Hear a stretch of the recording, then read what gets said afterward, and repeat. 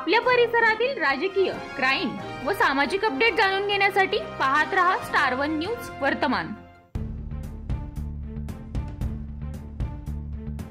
वर्धा येथे जिल्हास्तरीय जनाक्रोश आंदोलनाची आढावा बैठक। सकल मातंग समाज वर्धाच्या वतीने जिल्हास्तरीय बैठकीचे आयोजन करण्यात आले होते।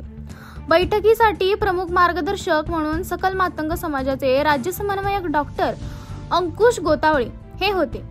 बैठकीमध्ये अणुजाती आरक्षणाचे उपवर्गीकरण होणे का गरजेचे आहे याची इत्थंभूत माहिती डॉक्टर गोतावळे यांनी दिली। मुख्यत्वे 20 मे 2025 रोजी आझाद मैदान मुंबई येथे होणाऱ्या जनाक्रोश आंदोलनामध्ये जास्तीत जास्त समाज बांधवांना उपस्थित राहण्याचे नियोजन करण्यात आले आहे। बैठकीचे आयोजन श्री अमोल खंदार, श्री गणेश मुंगळे यांनी केले होते। बैठकीसाठी जिल्ह्यातील वेगवेगळ्या संघटनेचे पदाधिकारी मोठ्या संख्येने उपस्थित होते।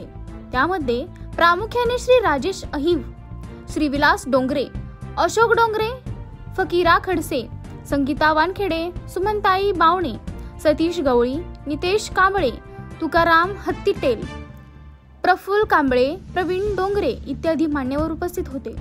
विश्वस्ताकडून मिळालेल्या माहितीच्या आधारे प्रतिनिधी कीर्ती नाईक नवरे विश्रामगृहाच्या ठिकाणी मातंग समाजाच्या विविध संघटनांचे कार्यकर्ते, राजकीय पक्षाचे कार्यकर्ते यांची एक बैठक झालेली आहे आणि या बैठकीमध्ये येणाऱ्या 20 मेच्या आंदोलनामध्ये वर्धा जिल्ह्यातून जास्तीत जास्त समाज बांधव कसा आणता येईल आणि चळवळीमध्ये त्यांचा वापर कसा होईल आणि समाजाच्या भन कसं होईल यासाठी सर्वांचं नियोजन इथे झालेलं आहे। आणि यानंतर ही सर्व टीम लघुशक्ती सेनेचे कार्यकर्ते आहेत, लघुशक्ती सेना असेल, राष्ट्रीय लघुशक्ती संघटना असेल, विविध पक्षाचे असतील आणि इतर संघटनांचे कार्यकर्ते सर्व एकमतानं एकत्र बैठक झाली आहे आणि विदर्भातून यावेळेस जास्तीत जास्त लोकसंख्या वर्धा जिल्ह्यातून असेल अशी शाश्वती त्यांनी आपल्याला दिलेली आहे।